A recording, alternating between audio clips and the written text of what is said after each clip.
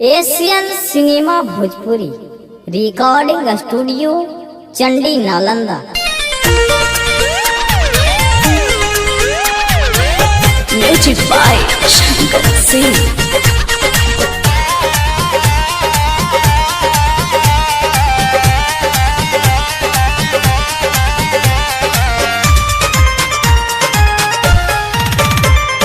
जान से ज्यादा के जान करहलियो तोरा से प्यार, करहलियो तोरा से प्यार। जान से ज्यादा के जान करहलियो तोरा से प्यार।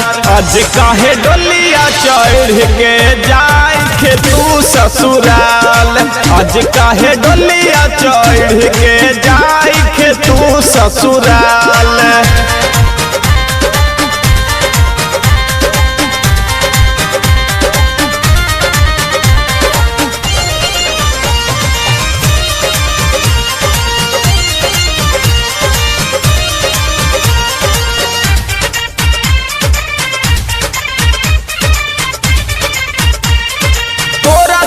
हम कवन कैलियो कसूर गे, आज हमारा से जान होई गे नी दूर गे, आज हमारा से जान होई गे नी दूर गे। तोरा संगे हम कवन कैलियो कसूर गे, आज हमारा से जान होई गे नी दूर गे।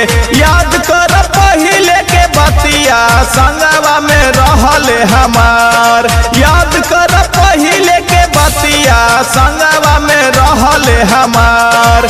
आज काहे डोलिया चढ़ के जाए के तू ससुराल, आज काहे डोलिया चढ़ के जाए के तू ससुराल।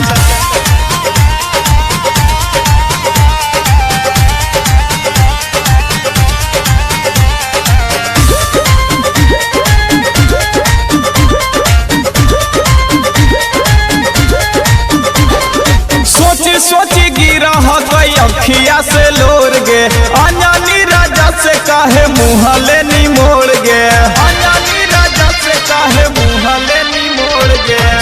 सोची गिरा गई अखिया से लोर गे, अनजानी राजा से काहे मुँहले नी मोड़ गे। डोलिया के चोरी से पहिले देख ली है लाशवा हमार, डोलिया के चोरी से पहिले देख ली है लाशवा हमार।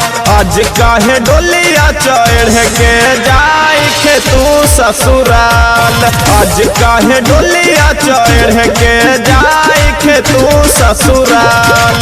जान से ज्यादा के जान करहलियो तोरा से प्यार, आज काहे डोलिया चढ़ के जाए के तू ससुराल, आज काहे डोलिया चढ़ के जाए के तू ससुराल। Asian cinema Bhojpuri recording studio Chandi Nalanda.